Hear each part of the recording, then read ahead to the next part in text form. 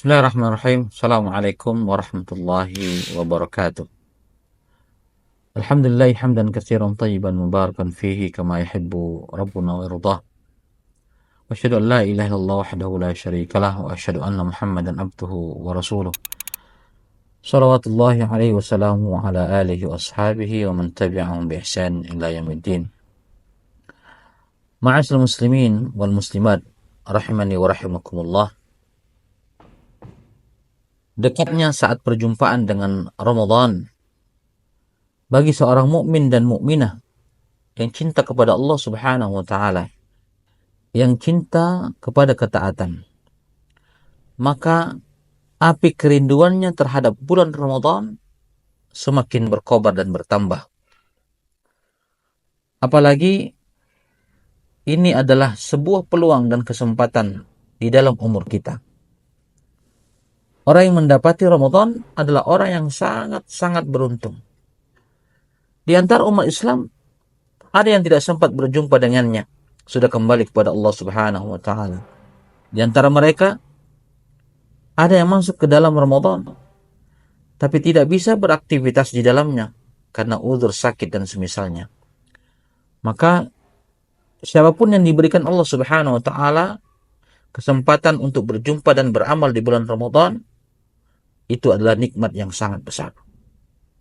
Perhatikan sebuah kisah yang sangat menakjubkan, sebagaimana datang dalam riwayat Imam Ibnu Majah dan Imam Ahmad rahimahumullah ta'ala, dari sahabat Talha bin Ubaidillah radhiyallahu anhu. Beliau radhiyallahu anhu mengisahkan bahwa ada dua orang yang mendatangi kota Madinah. Kedua orang ini masuk Islam bersamaan. Karena keduanya berasal dari luar kota Madinah, maka Talha bin Ubaidillah radhiyallahu anhu pun menampung dua orang ini di rumahnya. Salah seorang dari keduanya sangat bersungguh-sungguh dalam beribadah. Yang satunya biasa-biasa saja. Orang yang bersungguh-sungguh ini suatu hari keluar berjihad di jalan Allah Subhanahu wa taala dan mendapatkan mati syahid. Kawan yang satu ini masih hidup setelahnya 1 tahun lebih lama. Setelah itu Allah Subhanahu wa taala mewafatkan beliau. Kisah ini sangat membekas di hati Talha bin Ubaidillah radhiyallahu anhu. Suatu malam beliau radhiyallahu anhu melihat orang ini dalam mimpinya.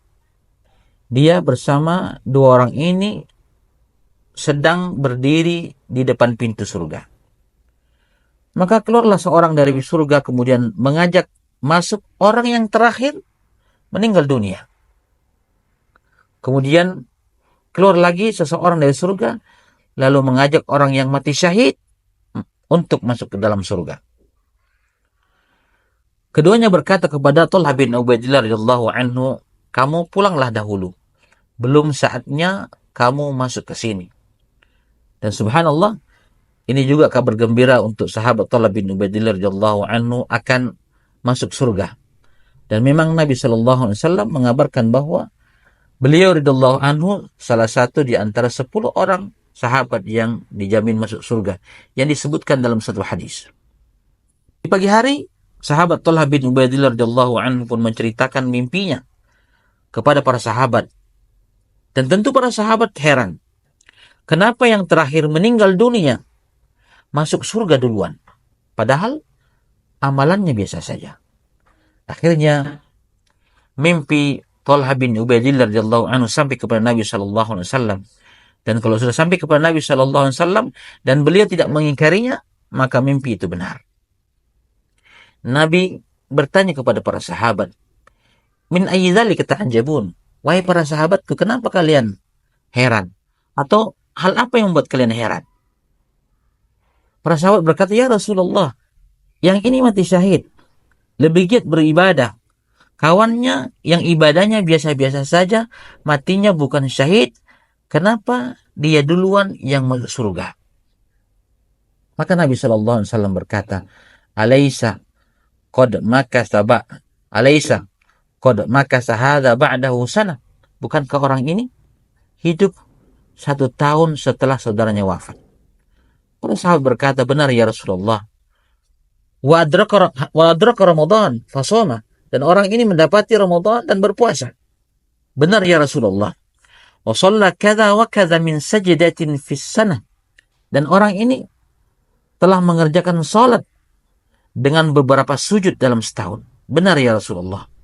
Kemudian Rasulullah SAW berkata, "Walladzi nafsi biyadihi, fama bainahuma ab'adu mimma bainas sama'i wal ardi." Demi Tuhan yang jiwaku berada dalam genggamannya, antara kedua orang ini, subhanallah, yang mati duluan dan mati syahid dan mati kemudian, jaraknya antara langit dan bumi. Subhanallah.